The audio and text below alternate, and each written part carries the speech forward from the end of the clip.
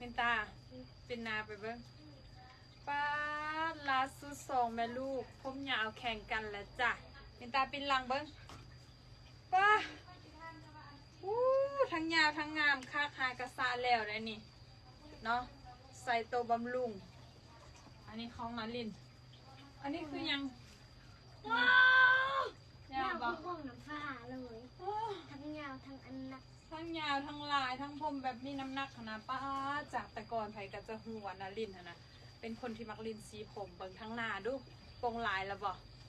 บอก คือจะเป็นตัวลิง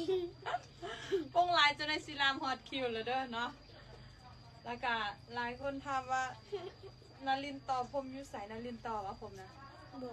นี่ปืดเบิ่งไหมนี่ นาลินบได้ตัวจากอันเลย ถ้าผมแทบมันก็จะมีแบบบนต่อแต่ว่าอันนี้โบแมนผมต่อจากผมแท้ไปใส่แผ่นกระทามผมต่อว่าโบแมนจากผมแท้ทุกคนเนาะแล้วพยายามคงเคล็ดลับผมงามเนาะเพราะว่าตัวนี้จะเป็นสูตรโรงงานเนาะหรือว่าให้มินตาเฮ็ดบ่เฮ็ดมาขายบ่ เฮ็ดเนาะ เฮ็ด เพราะว่าตัวนี้เป็นสูตรโรงงานสร้างให้กระเจ้าเฮ็ดมาใส่แบบทุกเทื่อหนนะแล้วก็มีไผแน่อยากใดเดี๋ยวจะให้มินตาเฮ็ดมาขายก่อนเนาะ แม่ เป็นแบบตัวบำรุงผมนะทุกคนเนาะไผ่ที่ว่าไส้ป้ายกับโบแตกผมกับนุ่มเงางามผมมีน้ำหนักไผ่ที่ว่าไส้แถวนี้ก็คือผมก็จะโป่งแบบนี้เบิ่งมินตาจนว่าบ่อยากใส่แล้วนาลินมินตาบ่ใส่เลยเด้อมินตายามินตาเป็นตัวลิงบ่ใส่ ล่าสุด